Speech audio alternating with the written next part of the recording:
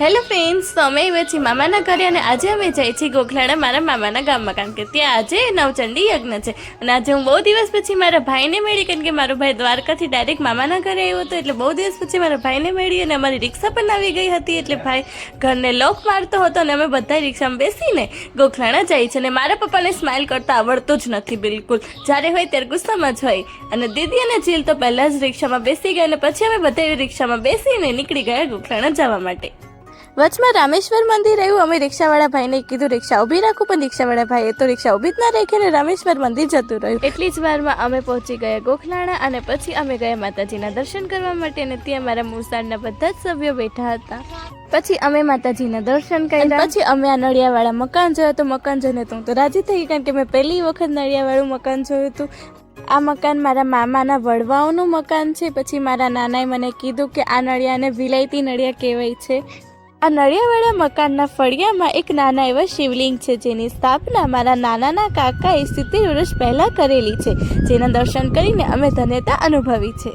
અને પછી મેં બહાર આવીને જોયું, ત્યાં તો હવન ચાલુ થઈ ગયો હતો અને મારા બધા મામા અને મામી હવનમાં બેસી ગયા હતા અને હું મારા દાદા જોડે બેસી ગઈ. ત્યારે મારા દાદાએ મને કહ્યું કે રાજાશાહી વખતમાં આ ગોખલાણા ગામ છે એ ભાવનગર સ્ટેટમાં આવતું હતું.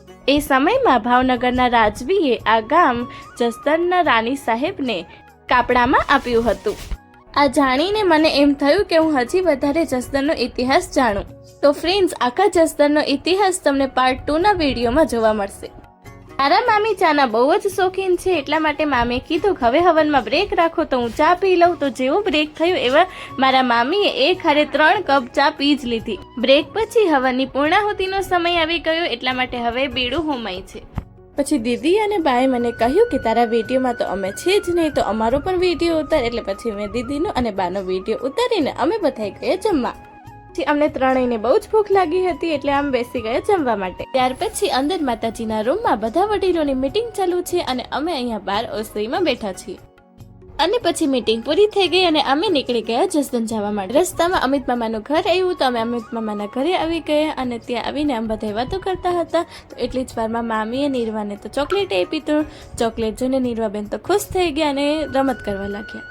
તો ફ્રેન્ડ્સ, આવી રીતે મેં મારો દિવસ પસાર કર્યો. આ વિડીયો તમને કેવો લાગ્યો તે મને કમેન્ટમાં જલ્દી કહેજો અને મારા વિડીયોને લાઇક, ફોલો અને કમેન્ટ કરવાનું ભૂલતા નહીં. ફરી મળીશું નવા વ્લોગમાં. ત્યાં સુધી બાય બાય.